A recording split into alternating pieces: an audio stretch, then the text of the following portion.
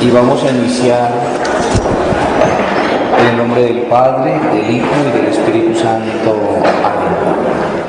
Ven, Espíritu Santo, llena los corazones de tus fieles y enciende en ellos el fuego de tu amor. Envía, Señor, tu Espíritu y todo será creado y se renovará la faz de la tierra.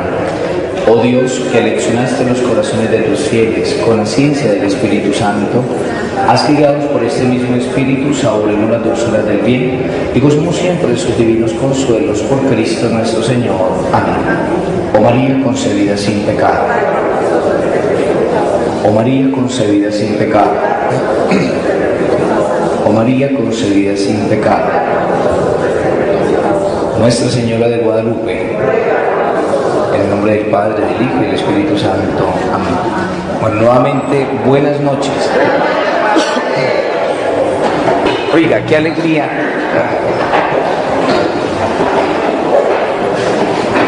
Qué alegría volverlos a ver. Y qué alegría traerles buenas noticias. Yo les agradezco de todo corazón por la obra que ustedes hicieron. Yo siempre he dicho que ustedes son muy generosos. Yo les pagué tanta bondad y tanta generosidad. Algunas personas me acompañaron a entregar algunos regalitos y esa gente estaba feliz. Estaba feliz, muy feliz. Y entonces eso es muy bonito. Llegué y cuando me decía un niño, ¿verdad, padre, que usted nos trajo regalos?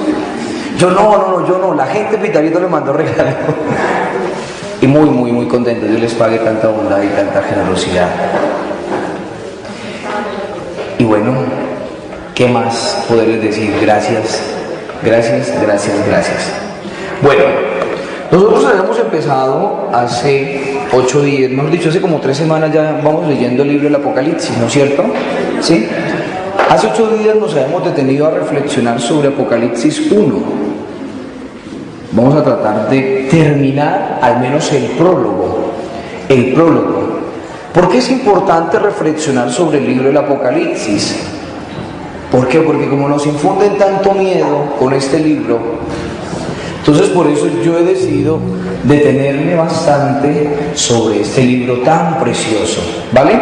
Entonces, hace 8 días, ¿en qué quedamos? ¿O no quedamos en nada? ¿Sí? ¿En qué quedamos? Bueno.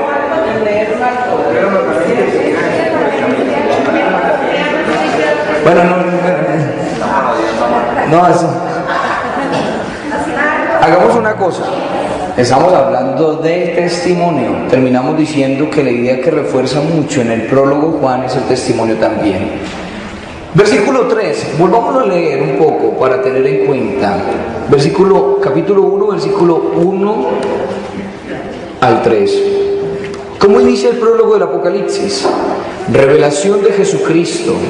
Se la concedió Dios para manifestar a su siervo lo que ha de suceder pronto, y envió a su ángel para dársela a conocer a su siervo Juan, el cual ha testiguado la palabra de Dios y el testimonio de Jesucristo, todo lo que vio. Dichoso el que lea y los que escuchen las palabras de esta profecía y guarden lo escrito en ella, porque el tiempo está cerca. Detengámonos solamente en el versículo 3. ¿Qué dice el autor del libro del Apocalipsis? Dichoso el que lea. Utiliza el verbo el singular. Dichoso el que lea. Él. Y también dichosos los que escuchen. Los que escuchen. Aquí el verbo está en plural. ¿Qué es lo más interesante? Aquí empezamos a ver, empezamos a descubrir toda la connotación litúrgica, en donde está el presidente, el que preside, el que lee, que es al singular, el que lee, el maestro, y está la asamblea. La asamblea. Más adelante vamos a darnos cuenta que Juan es arrebatado en el día del Señor, el día del domingo. ¿Listo? Por tanto, concluyamos para no alargarnos más. El libro del Apocalipsis, según el prólogo, puede ser un mensaje de juicio o un mensaje de salvación. ¿Por qué? Porque como nos lo dice el prólogo, nos recuerda tres ideas fundamentales.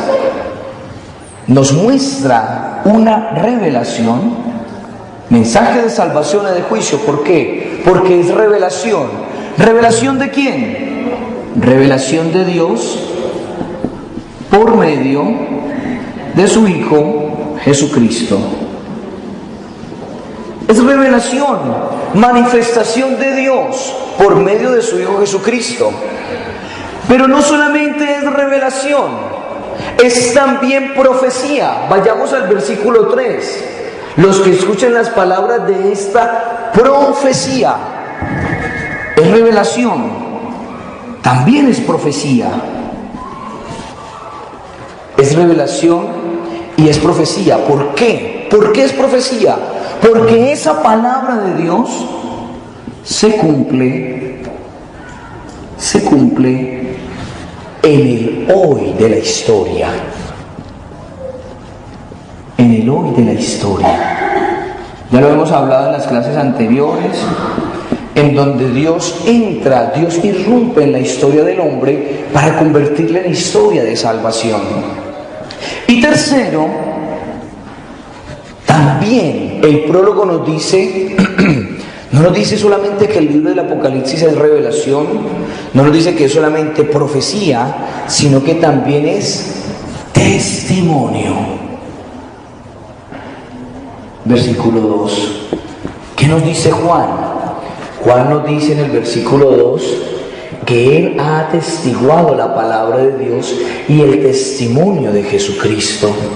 El testimonio. Esta palabra testimonio, como lo decíamos hace 8 días, de esta palabra viene la palabra martirio. Martireo, que es testimoniar. ¿Y quiénes son los mártires? Los mártires son aquellos que dan testimonio del amor de Dios. ¿Por qué es importante? ¿Por qué nos habla el libro del Apocalipsis del testimonio? Porque el testimonio invita al hombre a que recuerde, a que haga memoria de la acción de Dios por medio de su Hijo Jesucristo. Jesús, que ha padecido, pero antes de padecer, se ha encarnado, ha padecido,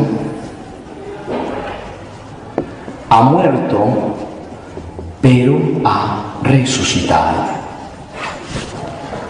Ha muerto, pero ha resucitado. Y con el testimonio del mismo Jesús, se nos descubre, se nos desvela todo el sentido de la historia. Todo el sentido de la historia. ¿Listo? ¿Quedó claro? ¿O alguna pregunta? ¿Algún interrogante? ¿O no? ¿No? Lo último, ¿qué? Testimonio. ¿Es testimonio por qué? Ya hablamos de la palabra martireo, que es testimoniar. Mártires son aquellos que han testimoniado la palabra de Dios. ¿Por qué? Porque aquel que da testimonio recuerda la acción de Dios por medio de su Hijo Jesucristo. Ese Dios que ha enviado a su Hijo y se ha encarnado, ha padecido, ha muerto y ha resucitado. Y con esta acción salvífica de Dios por medio de su Hijo, se desvela todo el sentido de la historia y el sentido de la humanidad. Es decir, se da a conocer el sentido de la historia y el sentido del hombre. ¿Listo? Bueno, yo quisiera antes de proseguir, sigamos y ahorita digo una cosita.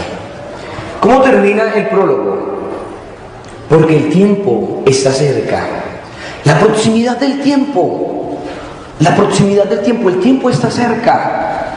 Es el tiempo de la manifestación gloriosa de Dios. ¿Ustedes estuvieron en misa hoy? Hola, ¿compran pan?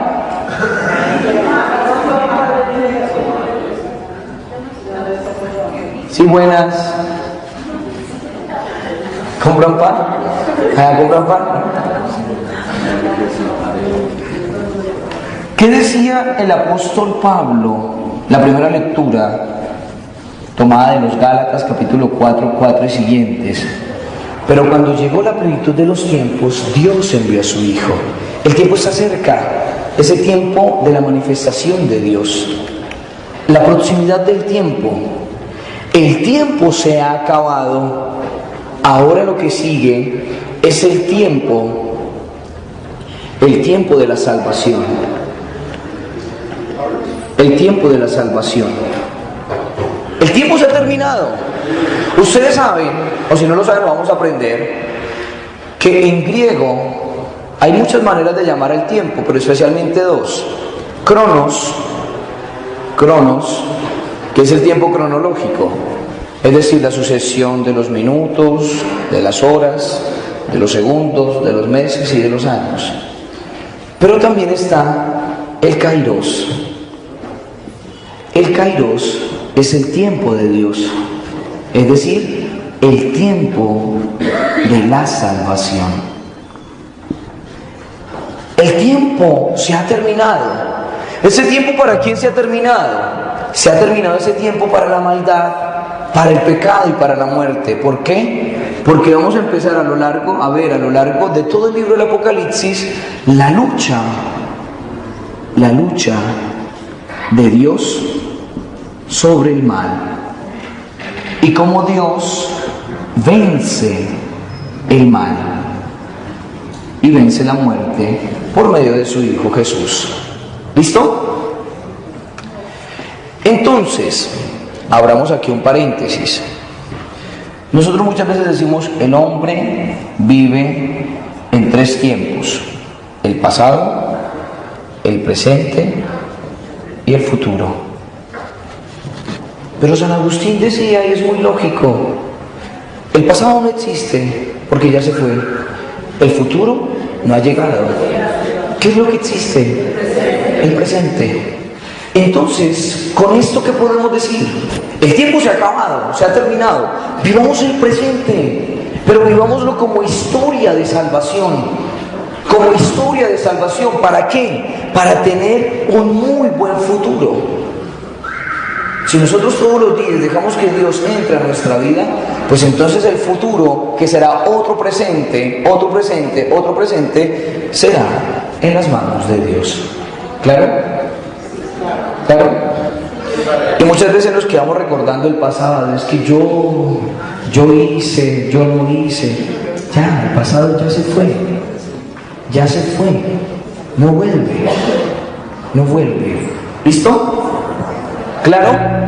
Bueno, al menos terminamos el prólogo. Ustedes dirán, uy, pero Dios mío. Yo les decía a ustedes al inicio, hace como 3 o 4 semanas, que este libro es muy interesante. Y si alguien quiere pasarlo así rápido, pues que pase el solito, ¿no es cierto? Porque ayer, quiero hacer alusión al Evangelio de ayer. Ayer en el Evangelio nosotros encontrábamos a Jesús que hablaba de la oveja perdida. Y nosotros siempre que nos hablan de la oveja perdida decimos, ay, tan bonito, se fue a buscar la oveja perdida. Pero hay que tener en cuenta una cosa. Ayer el Evangelio era de Mateo, capítulo 18. Nos encontramos en un contexto totalmente diferente al de Lucas 15. Ayer, ¿cuál era el sentido de la parábola? Mateo 18, llegan y le preguntan a Jesús que quiénes son los más pequeños, los más débiles, los más frágiles. Y Jesús primero les pone un ejemplo de un niño y después les pone el ejemplo de la oveja perdida. Estamos en un ambiente cristiano para decirles a la comunidad cristiana que los débiles, los pequeños, los frágiles son también amados por Dios.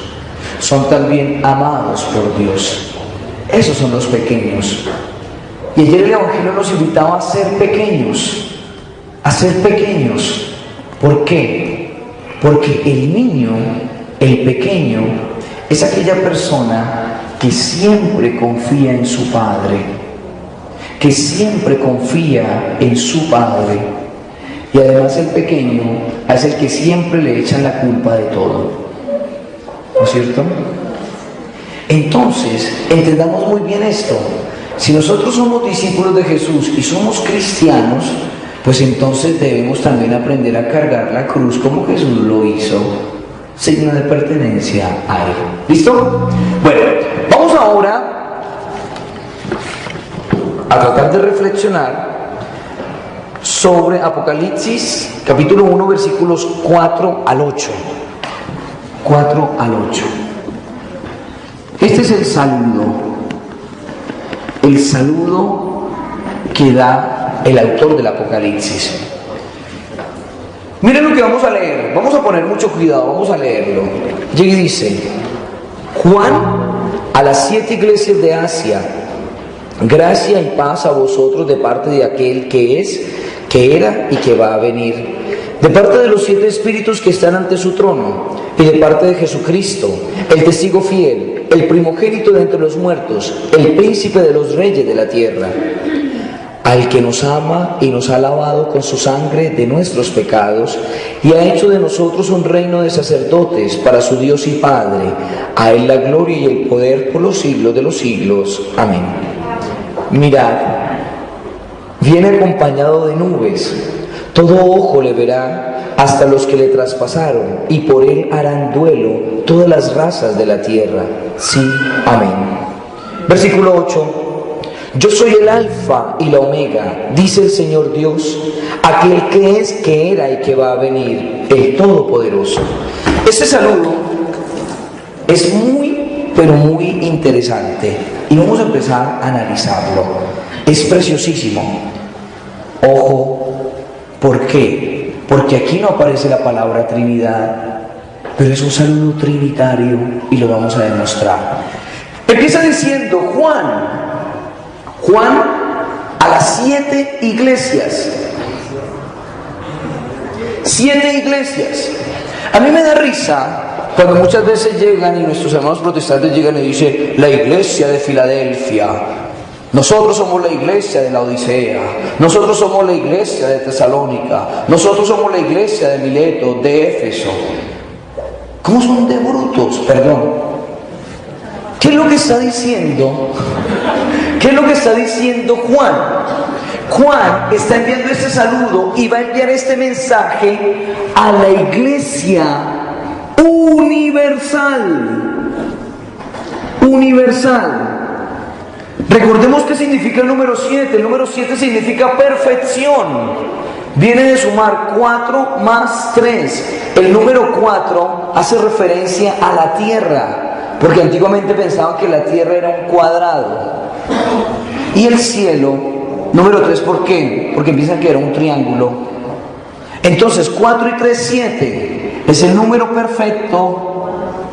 Perfecto. Perfecto. Entonces, ese mensaje no es solamente para esas iglesias encarnan la iglesia universal, todas las iglesias, toda la iglesia, ese mensaje es para todos.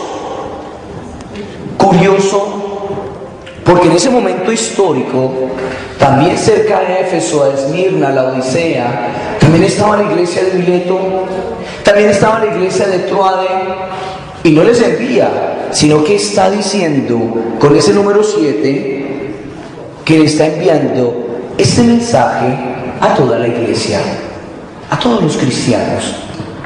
¿Claro? ¿Me hice entender? Listo. ¿Cómo empieza el saludo?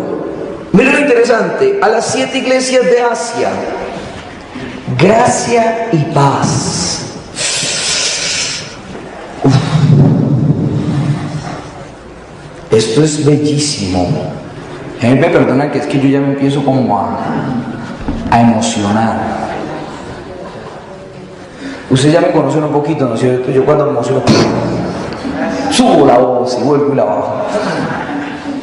Dice el autor, gracia y paz. Gracia y paz. En griego sería eirene y charis. Eirene. Este mismo saludo, gracia y paz, es el saludo hebreo. ¿El saludo hebreo cuál es? Misericordia, Hesed,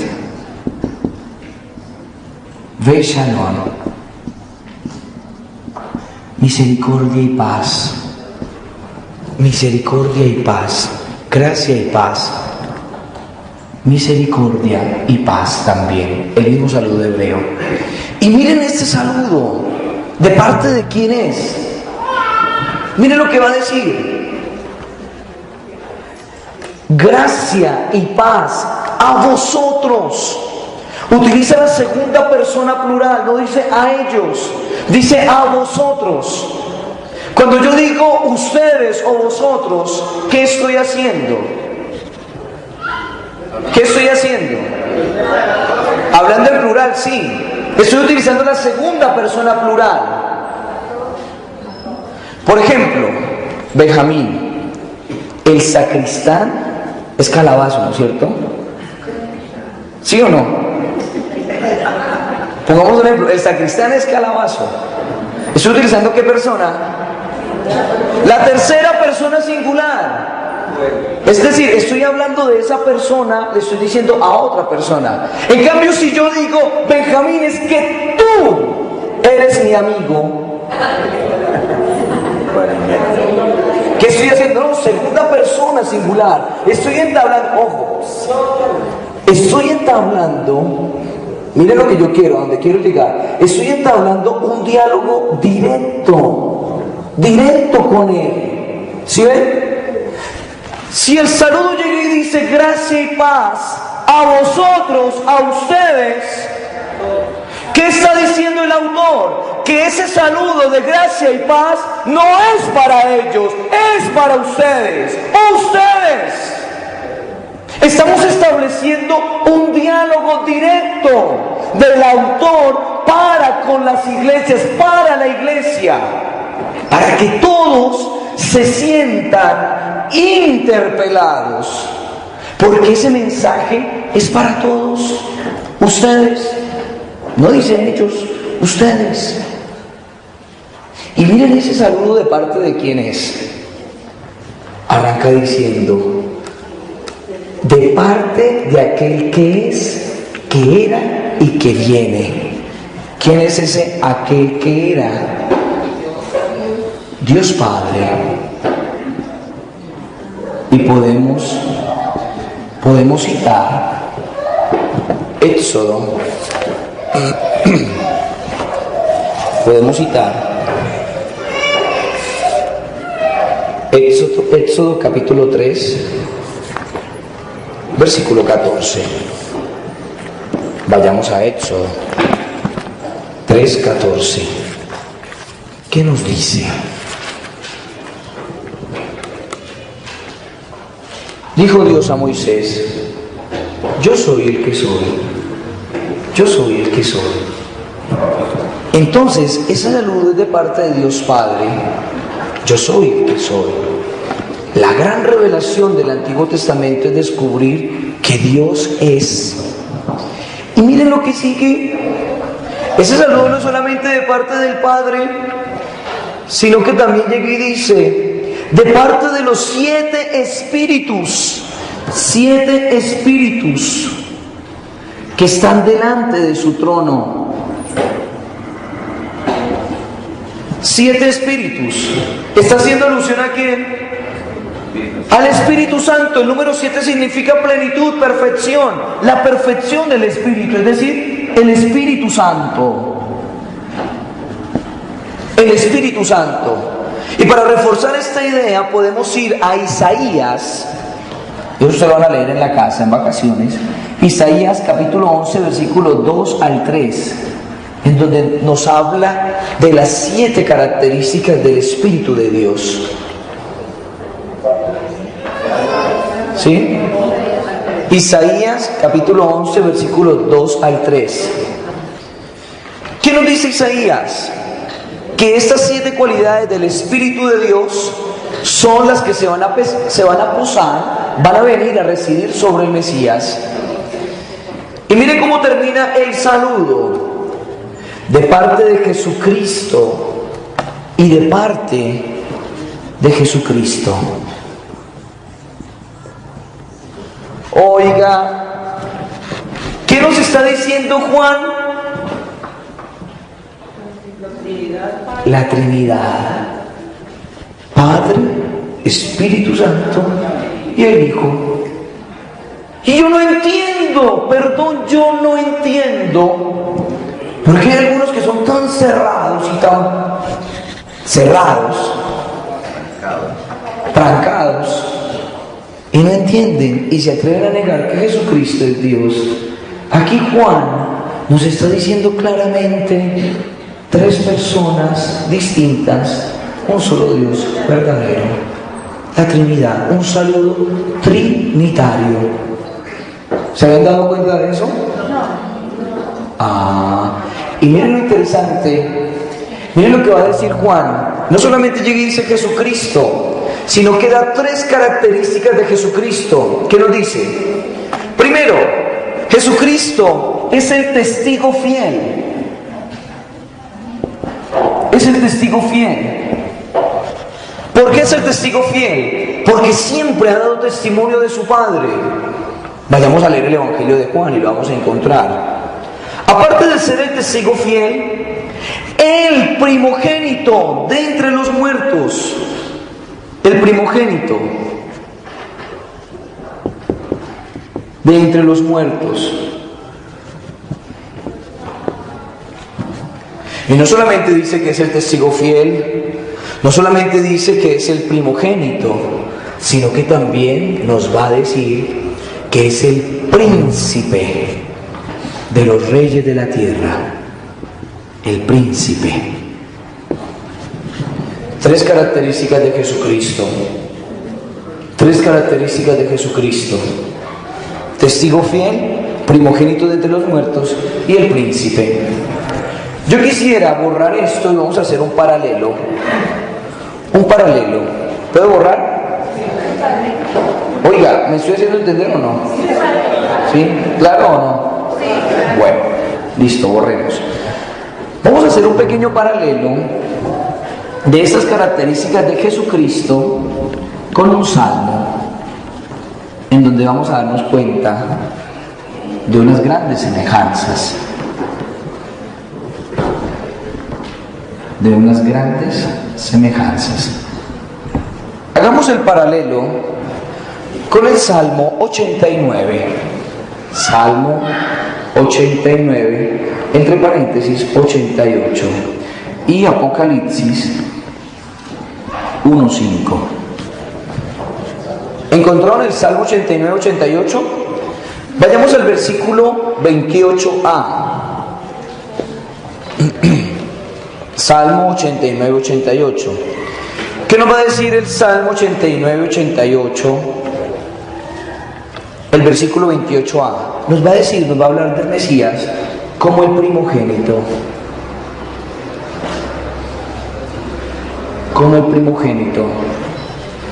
Versículo 28b nos va a hablar de que Él es el excelso, o el príncipe excelso sobre los reyes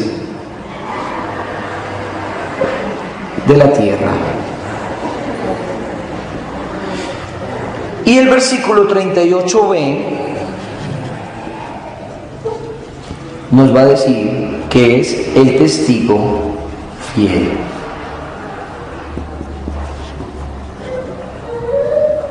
Si nosotros hacemos el paralelo con Apocalipsis 1:5, nos va a decir estas mismas características. Nos va a decir, primera característica de Jesús, que es el primogénito, que es el príncipe de los reyes de la tierra, y nos va a decir también que es el testigo fiel.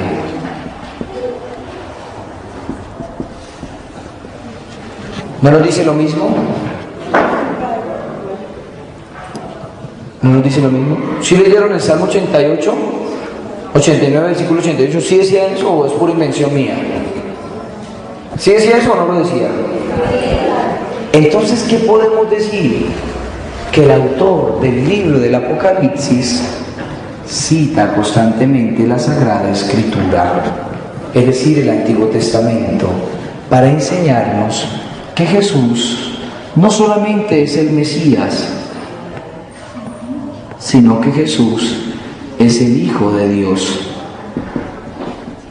es el Dios con nosotros. ¿Vale? ¿Claro?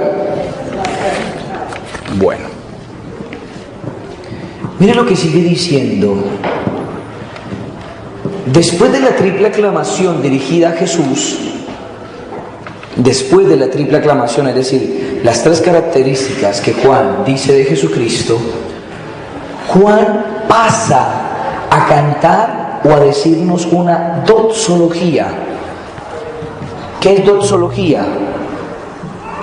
Doxe significa gloria, logos significa tratado, es decir, la alabanza o la gloria.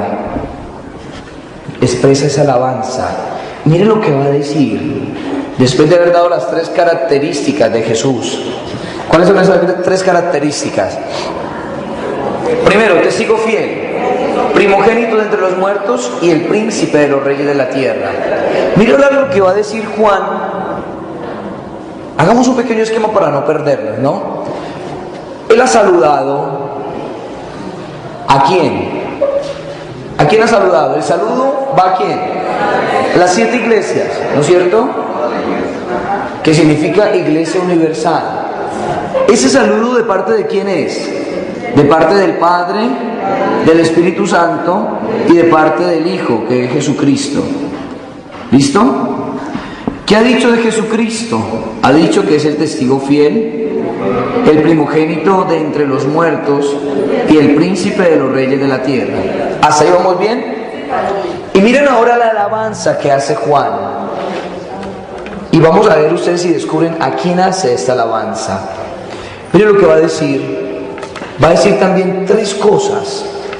Al que nos ama y nos ha lavado con su sangre de nuestros pecados y ha hecho de nosotros un reino de sacerdotes para su Dios y Padre. ¿De quién está hablando? ¡De Jesús! Miren lo que empieza a decir. Miren lo que nos dice. Esto es preciosísimo. Al que nos ama.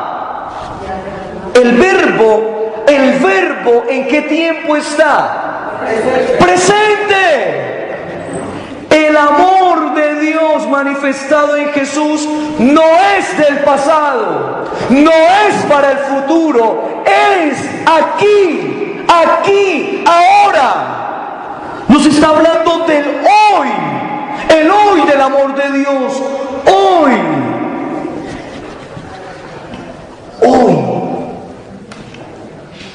Nos ama. Aquel que nos ama. ¿Y por qué nos ama? Porque nos lavó.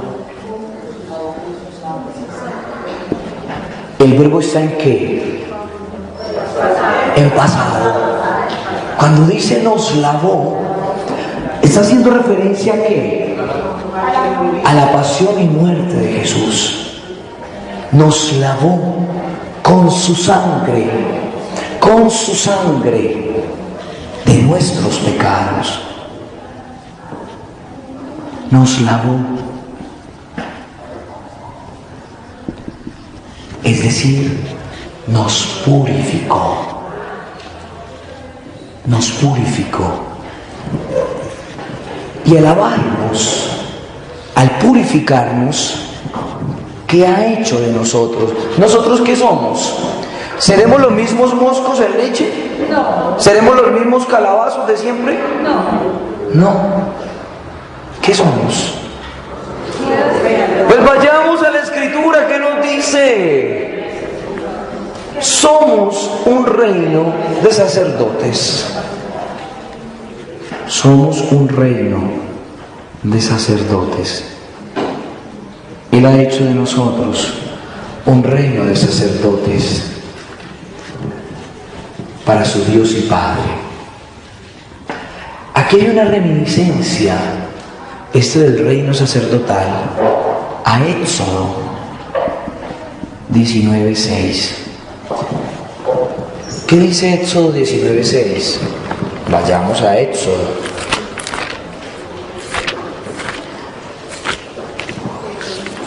Éxodo 19:6. ¿Cuál es la promesa de Dios? Seréis para mí un reino de sacerdotes y una nación santa. La promesa de Dios, oiga, esa es la promesa de Dios para su pueblo. Es la promesa de Dios. ¿Y quién ha hecho que esa promesa se convierta en realidad? Oiga, ¿ustedes están dormidos o es que están muy concentrados? Concentrados.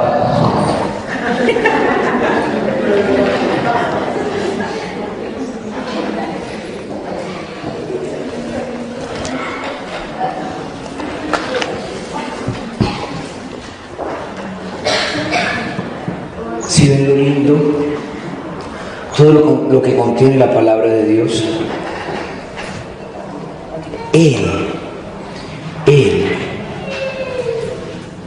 Él se hizo víctima por nuestros pecados.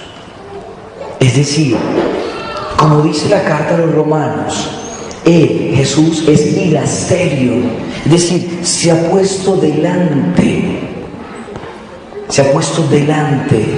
para purificarnos a nosotros. Esa es una imagen preciosísima. Él es la víctima que se ofrece por nuestros pecados. Yo siempre he dicho, y no me cansaré de decirlo, ¿de qué forma queremos que la Escritura nos diga que Dios nos ama y que nosotros somos importantes para Dios? ¿De qué manera? ¿De qué manera? ¿De qué forma? Yo siempre que leo la Escritura por todos los lados, siempre encuentro esto. Siempre. Pero falta algo. Falta nuestra respuesta. Y recordemos que el amor con amor se paga. Si podemos utilizar el verbo pagar. El amor con amor. El amor se devuelve con amor. Con amor. ¿Listo? Si queremos profundizar algunos textos que nos hablan de que Jesús es víctima por nuestros pecados, podemos ir y reflexionar la primera carta de San Juan, capítulo 2, versículo 2, capítulo 4, versículo 10, capítulo 2, versículo 2, sí, primera carta de Juan, capítulo 2, versículo 2, capítulo 4, versículo 10, y Juan, también primera de Juan, capítulo 1, versículos 7 y 9. 7 y 9.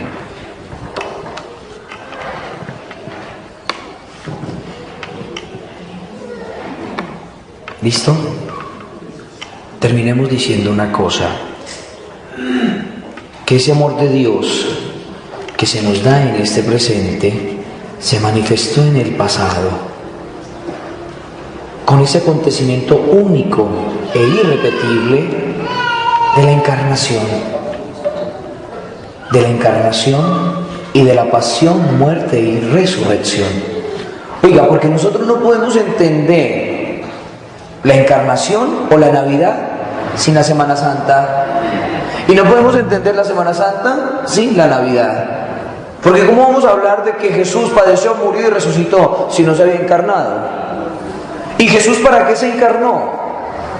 ¿Se encarnó para qué? Para rescatarnos a nosotros del pecado. ¿Y de qué manera? ¿Y a qué precio nos rescató? Bueno, ¿listo? Y miren la finalidad. ¿Cuál es la finalidad? Y ha hecho de nosotros un reino de sacerdotes para su Dios y Padre. La finalidad de Cristo es entregar todas las cosas a su Padre Dios. Pero toda esta restauración se da por medio de Jesús. ¿Quieren otro ejemplo? ¿Ponemos otro ejemplo más enfático? Vayamos a la carta de Pablo a los Efesios. Efesios capítulo 1, versículo 3 al 5. Pongamos mucha atención a lo que nos va a decir Pablo. ¿Pablo qué dice? Pablo empieza a decir: bendito sea el Dios y Padre de nuestro Señor Jesucristo, que nos ha bendecido con toda clase de bienes espirituales en los cielos, en Cristo, por cuanto nos ha elegido en Él antes de la fundación del mundo, para ser santos e inmaculados en su presencia en el amor, eligiéndonos de antemano para ser sus hijos adoptivos por medio de Jesucristo. ¿Qué nos está diciendo Pablo? Nos está diciendo que todos nosotros hemos sido bendecidos por Dios por medio de Jesús. Hemos sido elegidos por Dios por medio de Jesús. Y hemos sido llamados a ser sus hijos adoptivos por medio de Jesús. Por medio de Jesús. La obra, la recapitulación de todas las cosas se da por medio de Jesús, el Hijo de Dios, el Dios con nosotros. Por eso podemos entender de una manera más explícita el Evangelio de Juan, cuando Jesús nos dice: es que yo soy el camino, la verdad y la vida. Nadie va al Padre sino por mí. Nadie va al Padre sino por mí. Nadie va al Padre sino por mí. Y el que me ve a mí ve al Padre. Ahora sí, ¿vamos entendiendo o no vamos entendiendo? Sigamos. A Él la gloria y el poder por los siglos de los siglos. Amén. Y mire lo que nos va a decir versículo 7. Mirad, versículo 7 del capítulo 1 del Apocalipsis. Mirad, viene acompañado de nubes, todo ojo le verá, hasta los que le traspasaron, y por él harán duelo todas las razas de la tierra. Sí, amén. Aquí hay una reminiscencia. ¿Quién es ese que viene entre las nubes? Vayamos a leer el profeta Daniel. ¿Quién es ese que viene entre las nubes? Vayamos a leer Daniel 7:13. Daniel 7:13. ¿Qué nos va a decir el profeta Daniel? Nos va a hablar del Hijo del Hombre, Hijo de Hombre, que viene entre las nubes. En la mentalidad del profeta Daniel, ese Hijo de Hombre es un ser celeste que viene a restaurar al pueblo de Israel. Daniel 7:13, profeta Daniel. Pues en la óptica de Juan toma esta misma imagen para decir que aquel que viene entre las nubes es Jesús. La palabra de Dios, esa palabra de Dios encarnada, hecha carne, ese Hijo de Hombre que viene a rescatar al hombre y al mundo. Ese Jesús que viene con poder y gloria en el juicio. Miren lo interesante lo que nos dice. Pues ese Jesús que en su primera venida fue traspasado,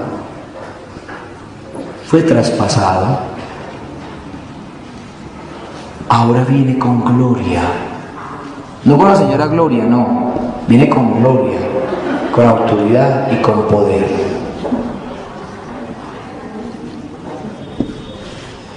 Y hay un tema interesante que nosotros muchas veces no lo percibimos. Llega y dice que todo ojo lo verá. Todo ojo lo verá. Incluso los que le traspasaron. Es decir, esa manifestación es para todos.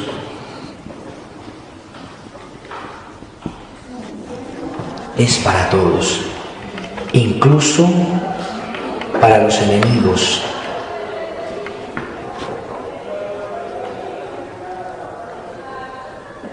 Mirad, detengamos un momento aquí, mirad, viene acompañado de nubes, todo ojo le verá, hasta los que le traspasaron. Nos está hablando de que este Jesús glorioso tiene en sí las marcas de la crucifixión. Las marcas de la crucifixión, de la pasión. Entonces, ¿qué podemos decir? Jesús ya ha ascendido a los cielos, está con su Padre y después vuelve, pero esas heridas están y permanecen. ¿Qué nos quiere decir? Que esas heridas sufridas por Cristo, por amor a los suyos, han sido asumidas por Dios. Han sido asumidas por Dios en lo íntimo de la Trinidad. Han sido asumidas por Dios en lo íntimo de la Trinidad. Es decir, aquel que volverá es el mismo que padeció, murió y resucitó por nosotros. Por eso abro un paréntesis. Es tan importante la fiesta de la ascensión del Señor. ¿Por qué? ¿Por qué? Sí, pero ¿por qué? ¿Por qué es tan importante la fiesta de la ascensión? ¿O no pasa nada? Bueno, levanten la cabeza y la mano y yo voy diciendo si sí o no. Bueno, ya, ¿por qué? Porque Jesús venció la muerte, sí. ¿Por qué? Porque Él sube para enviarnos el Espíritu Santo. Sí, pero no. Sí, pero no. Benjamín, vamos a ver. Porque a pesar de que Él regresa al seno del Padre, es decir, va al Padre, se lleva también su naturaleza humana. ¡Eso!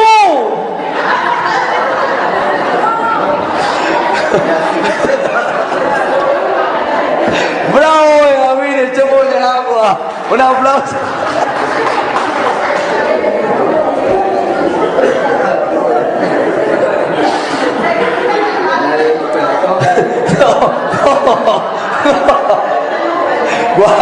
O sea, ¿por qué?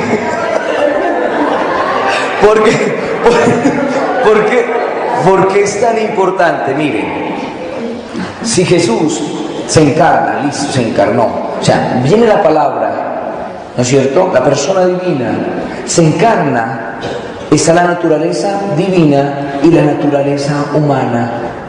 Y cuando Jesús sube a la presencia del Padre, ¿será que sube solamente la naturaleza divina?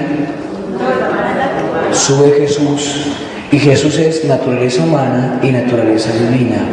Entonces podemos decir que en el seno de la Trinidad hay uno de nosotros. Eso significa la fiesta de la ascensión, la solemnidad de la ascensión. Uno de nosotros, el Hijo. Es la idea que yo quería decirles. ese mismo vendrá con gloria y poder, pero trae en su cuerpo las heridas. Sí, amén. Harán duelo todas las razas de la tierra. ¿Por qué? Porque algunas de estas razas no la reconocieron. No la reconocieron y se van a lamentar. Y se van a lamentar. Y mire cómo continúa. Ahora, ¿quién habla? Versículo 8. Yo soy el alfa y la omega, dice el Señor Dios, aquel que es, que era y que va a venir, el Todopoderoso. Se nos ha hablado de quién, se nos ha hablado del Hijo. Esta profecía de Juan, ¿de quién habla? En los últimos versículos está hablando del Hijo. Ahora, ¿quién habla? El Padre, para decir, en otras palabras, para decir, acepto lo que tú estás diciendo. Habla el Padre, yo soy el alfa y la omega. Miren, ahora habla el Padre, miren lo que va a decir el Padre. Esto es grandioso. Yo definitivamente, habla el Padre, Dios Padre. ¿Qué va a decir? Va a decir, yo soy el alfa y la omega. Alfa y omega son la primera y la última letra del alfabeto griego, es decir, principio y fin. ¿Listo? ¿Qué más dice el Padre? Yo soy el alfa y la omega, aquel que es, que era y que viene.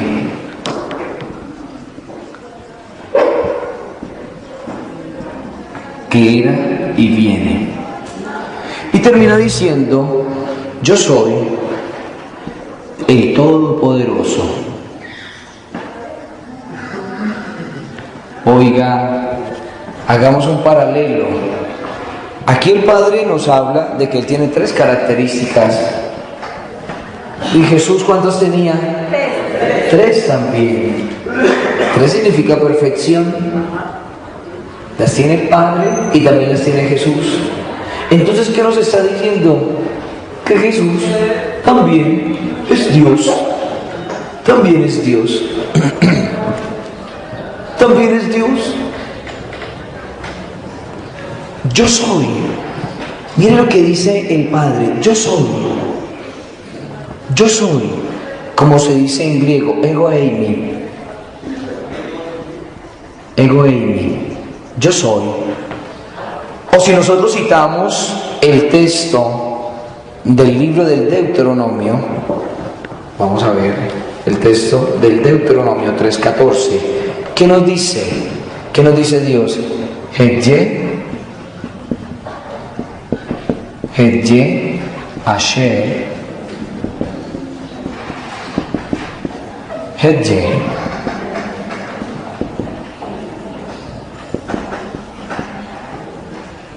Bonito esto. Es decir, aquello que yo escribí en griego, lo escribo en hebreo. Yo soy el que soy. Ego eimi o Hedye Asher Hedye. Yo soy el que soy. Punto. Pero aquí hay una identificación. Vayamos al Evangelio de Juan. Juan capítulo 6, versículo 20. ¿Qué nos dice Juan 6:20? Evangelio de Juan, capítulo 6, versículo 20. Mire lo que dice. Pero él les dijo, soy yo, no temáis. ¿Quién está hablando aquí?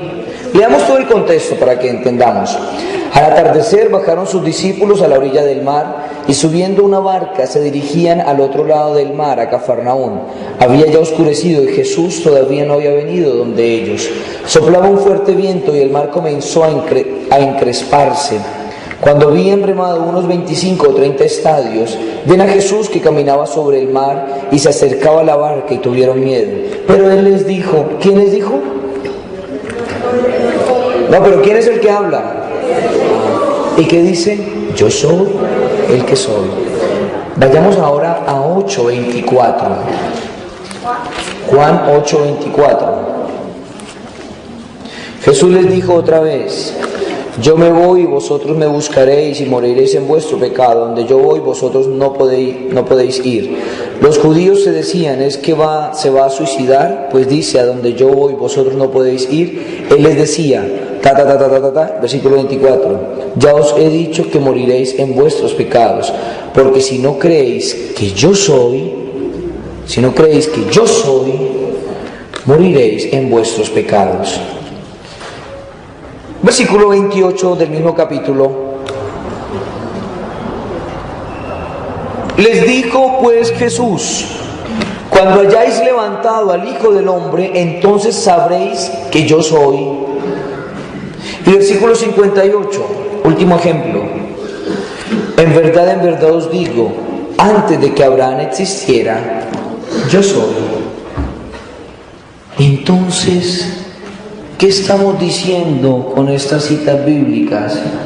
8, 24, 28 y 58. ¿Qué estamos diciendo? Miren lo que vamos a decir. Que ya no se puede pronunciar nunca el nombre de Dios sin que resuene armónicamente el nombre de Jesús. Si la gran revelación del Antiguo Testamento fue decirnos que Dios es, pues el Nuevo Testamento nos dice que Jesús también es. Pero Jesús no es el Padre, es el Hijo, pero también es Dios. También es Dios. También es Dios. Para nuestros hermanos testigos de Jehová que no creen que Jesús es Dios, que lean la Biblia. Que lean la Biblia. ¿Listo? Quedan 15 minutos. ¿Seguimos o paramos? Yo no quiero continuar más en eso, sino que quiero hacer alusión a una cosa. Vayamos al capítulo 13 para entender algo. Porque, de Apocalipsis, dejémoslo ahí, ¿vale? No es porque yo no haya preparado, yo tengo más cosas preparadas, más cosas dichas. Una cosita, una sola cosa. Algunas puntaditas de esto. Vayamos al versículo 9. Perdón, versículo 9 del capítulo 1 de Apocalipsis. Ya no nos vayamos al capítulo 13. Apocalipsis 1:9. Voy a dar algunas puntaditas, algunas puntadas para entender un poquito esto. Mire lo que nos va a decir. Si nosotros leemos, va a decir que Juan se encontraba en la isla de Patmos por causa de la palabra de Dios y el testimonio de Jesús. Versículo 10. Caí en éxtasis el día del Señor. El día del Señor. El día del Señor. Esta expresión, el día del Señor, es la única expresión de todo el Nuevo Testamento que hace referencia al domingo con esa palabra, el día del Señor. Porque siempre que se hace referencia al domingo utilizan el primer día de la semana o pasado el sábado. El primer día de la semana, dice Marcos. Juan llega y dice, caí en éxtasis el día del Señor. Entonces, ¿qué día es el día del Señor? El primer día de la semana, que es el domingo. Oiga, nos está hablando de esta asamblea eucarística. Ahí no dice asamblea eucarística, pero nos está hablando del día del Señor, en donde se reunían los primeros cristianos en esa asamblea litúrgica a celebrar la Eucaristía. La Eucaristía. Otra cosita. Y oí detrás de mí una gran voz como de trompetas que decía, una voz como de trompetas. Esto nos debe recordar algo. Las trompetas, ¿qué nos recuerdan? Vayamos a Éxodo 19:6 y siguientes. El sonido de las trompetas anuncian la manifestación de Dios. Éxodo 19:6 y siguientes. El sonido de las trompetas nos anuncia la manifestación de Dios. Y una última idea, y ya termino acá y me voy para el otro lado. Me volví a ver qué voz era la que me hablaba, y al volverme vi 7 candeleros de oro. 7 candeleros de oro. Miren lo que nos va a decir. Esto es precioso. Lástima que nosotros seamos tan... No, carajo, no. O sea, no tengamos como todas las herramientas para entender. 7 candeleros de oro, y en medio de los candeleros como un hijo de hombre, como un hijo, en medio de los candeleros como un hijo de hombre. Miren la idea que nos está mostrando Juan. Llega y dice: cae en contemplación aquel que contempla. ¿Y qué sucede? 7 candeleros.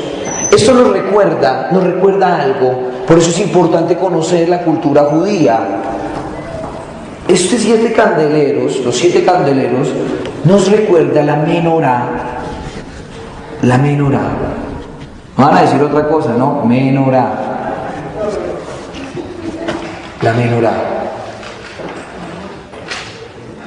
Menorá. Ustedes han visto que uno de los signos de los judíos son el candelero con 7 brazos, ¿no es cierto?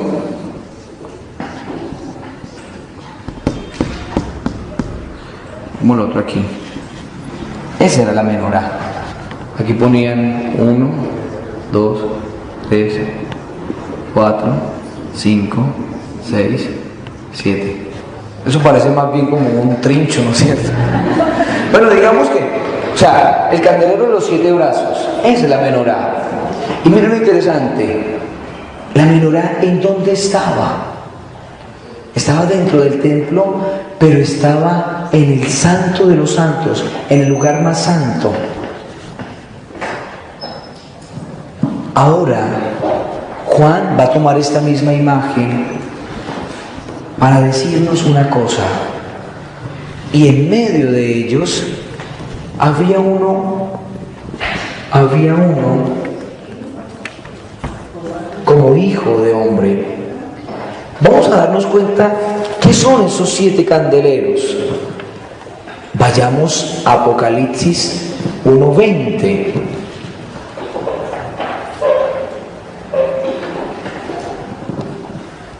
La explicación del misterio de las 7 estrellas que has visto en mi mano derecha y los 7 candeleros de oro es esta. Las 7 estrellas son los ángeles de las 7 iglesias, y los 7 candeleros son las 7 iglesias. La menorá era la presencia litúrgica, la presencia cultural. Está mostrando la vida eclesial del pueblo de Israel. Pero cuando Juan llega y nos dice que estaba aquel hijo de hombre como un hijo de hombre en medio de los 7 candeleros, y después nos dice que los 7 candeleros son la iglesia, las 7 iglesias, ¿qué nos está diciendo?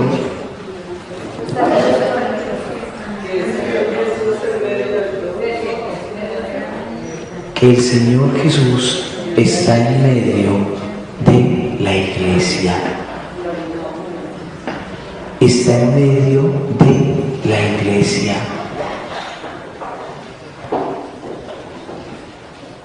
Está en medio de la iglesia. La iglesia no es el edificio. La iglesia somos nosotros.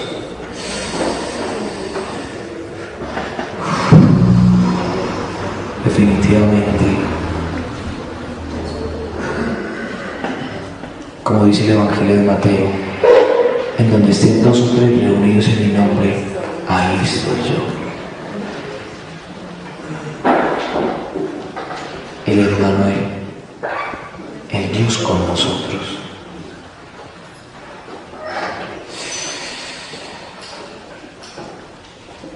Yo una vez más digo, Ave María, yo creo que si nosotros conociéramos a fondo la palabra de Dios, viviríamos enamorados, lo bien. Viviríamos con esas ganas de luchar, de ser mejores.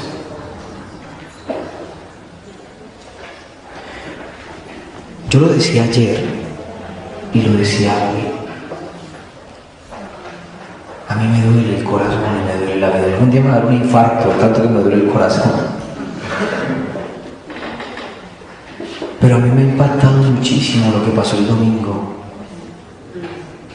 En un pueblo como Pitalito, en un país como Colombia, que decimos que somos cristianos. Yo vuelvo y repito, y se lo gritaba, no se lo decía, se lo gritaba aquí mismo al proceso. Nosotros nos hemos convertido en cristianos del hacer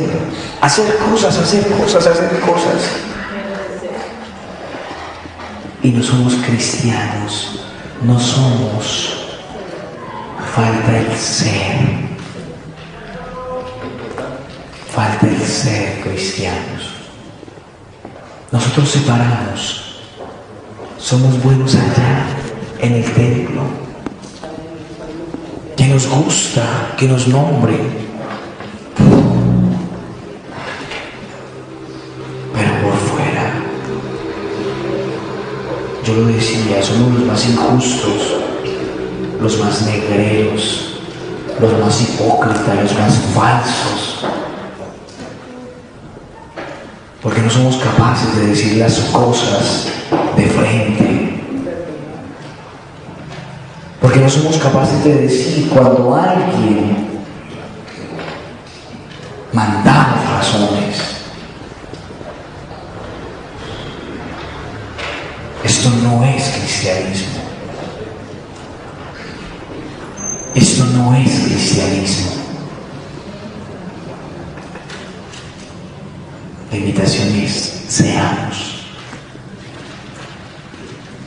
Qué bonito que así como somos aquí, seamos allá afuera. Miren, la gente necesita amor. A mí me quedaron grabadas las palabras de Monseñor Froilán, el obispo de Neiva, cuando estuvimos en retiro, y él nos decía: la gente necesita amor.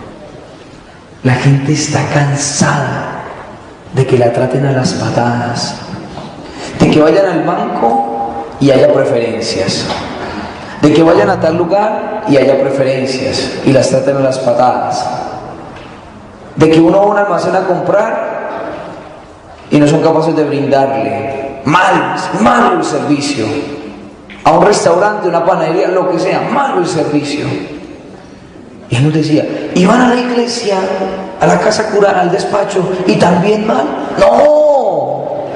No. Él les hacía muy después, decía, no.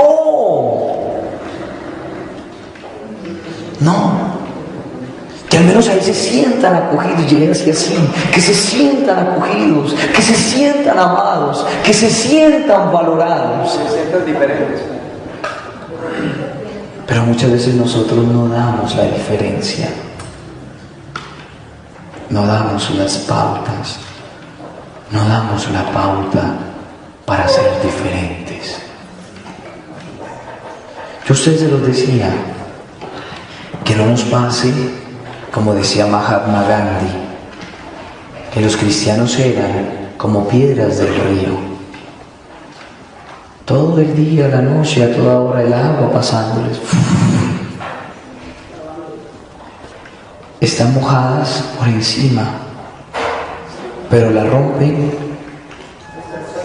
está seca. Es decir, el agua no ha penetrado. Seamos cristianos. Seamos cristianos. Y llenemos el mundo de esperanza y de amor. Una última cosita. Apocalipsis 13, capítulo capítulo 13, versículo 1 y siguientes. Vamos a decir una cosita. Miren lo que nos va a decir el autor del libro del Apocalipsis. Está hablando del dragón, yo solamente el dragón y la bestia. Entonces, dragón y la bestia. Si ustedes leen todo ese capítulo, se van a dar cuenta que el dragón es la serpiente antigua, como ya lo hemos encontrado atrás. Y si ustedes lo leen, van a darse cuenta que el dragón le da poder a la bestia. Es decir, el autor del libro del Apocalipsis está haciendo el paralelo entre Dios Padre, que le da autoridad a